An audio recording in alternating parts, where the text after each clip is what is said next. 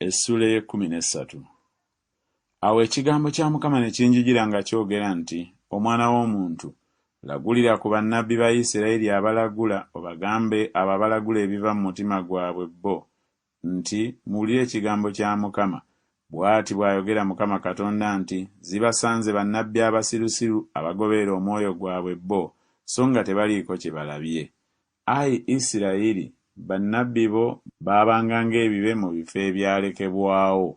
Temwambukanga mu bituli ebyawaggulwa, so temuddabiririzanga nnyumba ya Isirayiri olukomera luyimirire mu lutalo ku lunaku lwa Mukama. Balabye ebitaliimu n'obulaguzi obw'obulimba abo aboogera nti, Mukama ayogera, so nga Mukama tabatumye, era basuubizizza abantu ng'ekigambo kigenda okunywezebwa.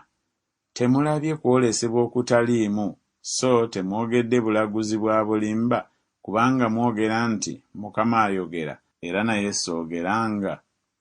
Mukama Katonda kyava ayogera nti, kubanga mwogedde ebitaliimu, era mulabye eby'obulimba, kale laba, ndi mulabe wammwe, bw'ayogera Mukama Katonda. Era omukono gwange guliba mulabe wa bannabbi abalaba ebitaliimu ne balagula eby'obulimba.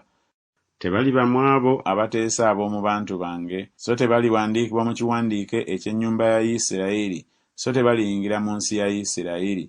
Kale mulimanya nga nze Mukama Katonda.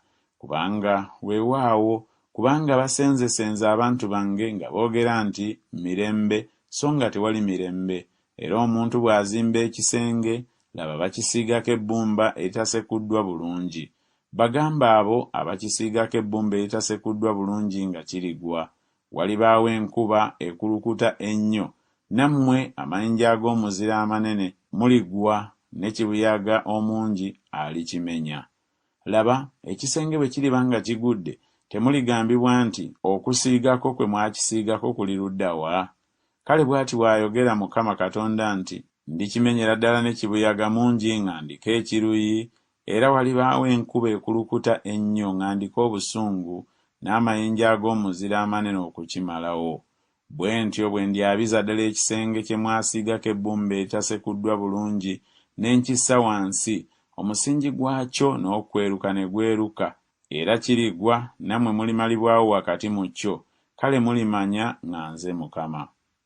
Bwe ntyo bwe ndituukiriza ekiruyi kyange ku kisenge ne kwabo abaakisiigako ebbumba eritasekuddwa bulungi, era ndibagamba nti ekisenge tekikyaliwo newaakubadde abo abaakisiigako, be bannabbi ba Isirayiri abalagula ebya Yerusaalemi, era abakirabira okwolesebwa okw'emirembe, so nga tewali mirembe, bw'ayogera Mukama Katonda. Naawe, omwana w'omuntu, kakasa amaaso go okwolekera abawala b'abantu bo, abalagula ebiva mu mitima gyabwe bo, era balagulireko oyogere nti, bw'ati bw'ayogera Mukama Katonda nti, zibasanze abakazi abatungira ebigugu ku nkokola zonna, era abakolera ebiweera emitwe gy'abantu aba buli kigera okuyigga obulamu.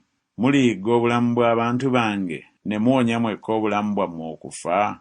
Era mwanvumisa mu bantu bange olw'embatu eza sayiri n'olw'ebitole by'emigaati okutta obulamu obutagwana kufa, n'okuwonya obulamu okufa obutagwana kuba bulamu, nga mulimba abantu bange abawulira eby'obulimba.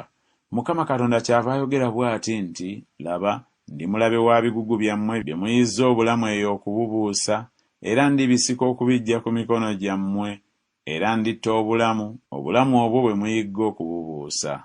Era n'ebiwero byammwe ndibiyuza ne mponya abantu bange mu mukono gwammwe, so nga tebakyabeera mu mukono gwammwe okuyiggibwa. Kale mulimanya nga nze Mukama. Kubanga muwubaazizza n'eby'obulimba omutima gw'omutuukirivu, nze gwe siwuubaazanga, ne munyweza emikono gy'omubi aleme okudda okuva mu kkubo ly'ebbi n'awona nga mulamu. Kye muliva mulema okulaba nate ebitaliimu, newaakubadde okulagula obulaguzi, nange ndiwonya abantu bange mu mukono gwammwe. Kale mulimanya nga nze Mukama.